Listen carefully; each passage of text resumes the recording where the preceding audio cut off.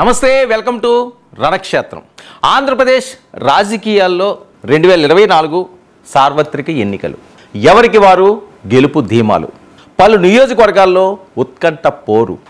నువ్వా నేనా అన్నట్లుగా జరిగిన ప్రచారాలు. మరి ఆ నియోజకవర్గాల్లో గెలుపు ఎవరిది? ఇప్పుడు అందరి దృష్టి అటువైపే. తిరుపతి పార్లమెంట్ నియోజకవర్గానికి విషయానికి వస్తే, తిరుపతి నియోజకవర్గం అసలు టెంపుల్ సిటీ తిరుపతి గత చరిత్ర ఏంటి? అక్కడ ఎవరు విజయాన్ని సాధించారు?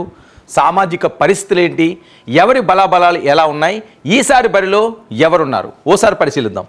తిరుపతి నియోజకవర్గ విషయానికి వస్తే ఇక్కడ ఉన్న మండలాలు తిరుపతి అర్బన్ పాక్షికం, తిరుమల, అక్కరాంపల్లి. ఇక్కడ ఉన్న ఓటర్లు పురుషులు 1,48,192, స్త్రీలు 1,50,105, ట్రాన్స్జెండర్లు 38, మొత్తం 2,98,335 మంది ఓటర్లుగా ఉన్నారు. ఇక రాజకీయ సామాజిక చరిత్ర విషయానికి వస్తే కాంగ్రెస్ 7 సార్లు, తెలుగుదేశం 6 సార్లు, వైసీపీ 2 సార్లు ఇక్కడ విజయాన్ని సాధించింది. రెడ్లు 8 సార్లు, బలిజ కులస్తులు 7 సార్లు, కమ్మ 1 సారి గెలుపొందారు. స్పీకర్గా పనిచేసిన ఆగరాల ఈశ్వర్రెడ్డి 2 సార్లు ఇక్కడ విజేత. ఇక 1983లో ఎన్టీఆర్, 2009లో చిరంజీవి ఇక్కడ విజయాన్ని సాధించారు. వెంకటరమణ, భూమాన, మబ్బు రామిరెడ్డి 2 సార్లు ఇక్కడ గెలిచారు. ఇక గతంలో 2 ఉప ఎన్నికల్లో 2 మహిళలు ఇక్కడ విజయాన్ని సాధించారు.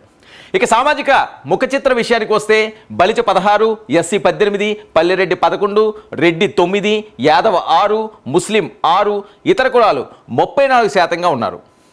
2024లో ఇక్కడ ఎవరు విజయాన్ని సాధించారు? ఓసారి పరిశీలిద్దాం. ఇక తిరుపతి నియోజకవర్గంలో 2014 ఎవరు విజయాన్ని సాధించారు? ఓసారి పరిశీలిద్దాం. రాష్ట్ర విభజన తర్వాత 2014లో జరిగిన ఎన్నికల్లో తెలుగుదేశం పార్టీ వైపే తిరుపతి ప్రజలు మొగ్గు చూపించారు.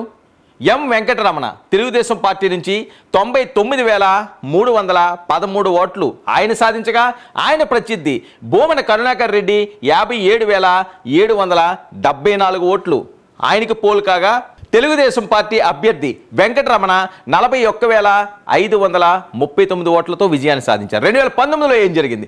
2019లో ఈసారి విజయం కరుణాకర్ రెడ్డిని వరించింది. ఆయనకు వచ్చిన ఓట్లు 79,836 కాగా, ఆయన ప్రత్యర్థి ఎం సుగుణ 80,544 ఓట్లు పోలుగాయగా 708 స్వల్ప ఆధిక్యతతో బోమన గట్టెక్కారు. మరి ఈసారి బరిలో ఎవరున్నారు? బోమన వారసుడు అభినయ్ రెడ్డికి ఈసారి జగన్మోహన్ రెడ్డి గారు టికెట్ ఇచ్చారు. అభినయ్ రెడ్డి మీద ప్రత్యర్థి ఆరణి శ్రీనివాసులు, ఎమ్మెల్యే ఆరణి శ్రీనివాసులు ఈసారి తిరుపతి బరిలో జనసేన పార్టీ నుంచి బరిలోకి దిగారు. ఇక వైఎస్ఆర్సీపీ అభ్యర్థి విషయానికి వస్తే తండ్రి కరుణాకర్ రెడ్డి 2 సార్లు ఎమ్మెల్యే, టీటీడీ చైర్మన్, తండ్రి అడుగుజాడల్లో వైసీపీలో చేరిక, తిరుపతి డిప్యూటీ మేయర్గా ఎన్నిక. కొంతకాలంగా ఎమ్మెల్యేగా పోటీ మీదనే దృష్టి, అంది వచ్చిన అవకాశాన్ని వాడుకుంటూ ప్రచారం. ఇక జనసేన అభ్యర్థి విషయానికి వస్తే జంగాలపల్లి శ్రీనివాసులు అలియాస్ ఆరణి శ్రీనివాసులు 2019లో చిత్తూరు నుంచి వైఎస్ఆర్సీపీ ఎమ్మెల్యేగా గెలుపు. ఇటీవలే వైసీపీకి రాజీనామా, జనసేనలో చేరిక, కూటమి పొత్తులో తిరుపతి సీటు కేటాయింపు, పార్టీలో అసంతృప్తులు, బుజ్జగింపుల్లో సఫలం. ఇక తన బలంతో పాటు స్థానికంగా బలమైన తండ్రి వారసత్వంతో పోటీ చేయడం వైసీపీ అభ్యర్థికి ప్లస్. 2019లో వైసీపీ కేవలం 700 ఓట్ల మెజారిటీ రావడం మైనస్.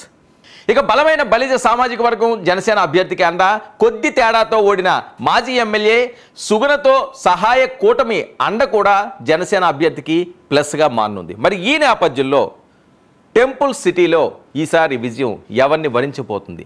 నందమూరి తారక రామారావు, స్వర్గీయ చిరంజీవి గారు గెలిచిన స్థానం ఇది. మరి జనసేన వైపు మొగ్గు చూపిస్తారా? మరొకసారి వైసీపీకి పట్టం కడతారా? చూడాలి.